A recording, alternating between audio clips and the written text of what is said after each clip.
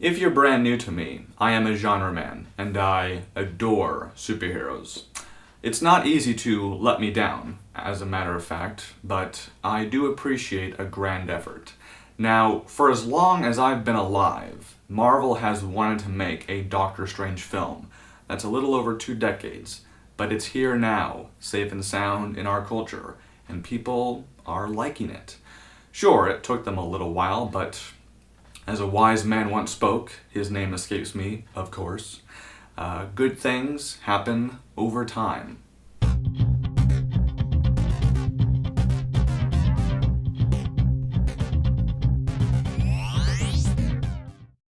Doctor Strange. Welcome to the MCU. The story follows neurosurgeon Stephen Strange. After being in a fatal car accident, he finds himself in the need of special healing to get back to work.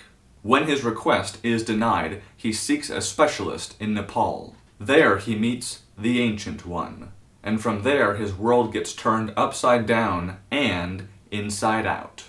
Are we keeping track? We're at number 14. We began this incredible universe journey in 2008 with Iron Man. I've seen all of them. Yes, every single one. And given my deep love for superheroes, it's emotional to witness the energy being put into the creation of these stories. It's a lot of energy. To date, my favorite standalone Marvel outing is Ant-Man. The father and daughter story melted my heart. Doctor Strange didn't melt my heart, but it does showcase for me that Marvel has gotten a lot better at writing more interesting stories, mixing in comedy and creating convincing VFX. Visually, the story has the look of a kaleidoscope.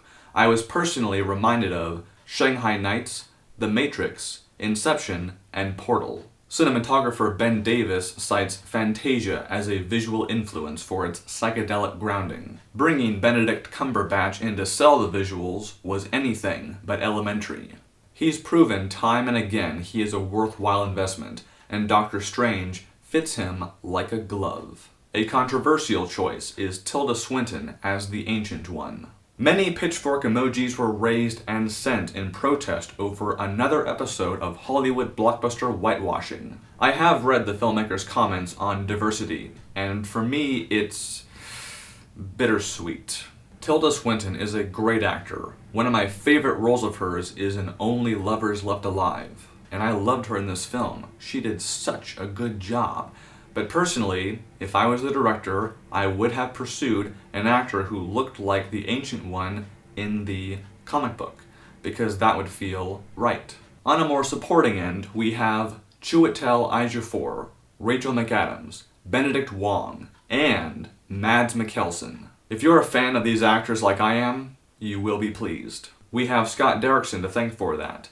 Derrickson has spent the majority of his directing career in horror. At first glance, he may not be the obvious choice, but it's important to acknowledge that horror transports us into the unknown. There's often an exploration into the power of myth and symbol, and the effect an alternate alien world has on our world.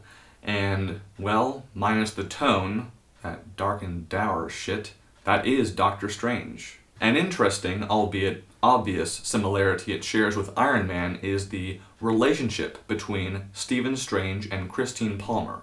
A significant diversion from every other Marvel film is the climax. Rather than a punching match, it's a battle of intellect. Think Edge of Tomorrow. I met a woman a little older than myself who was not a fan of that choice at all. I'm more a fan than enemy to it myself. The lack of violence is different, but that doesn't make it wrong. I think it's an inspired choice and is actually more friend than foe to the story. One sequence that really impressed me was the spirit brawl in the hospital. And if you've seen this movie, you know exactly what I'm talking about.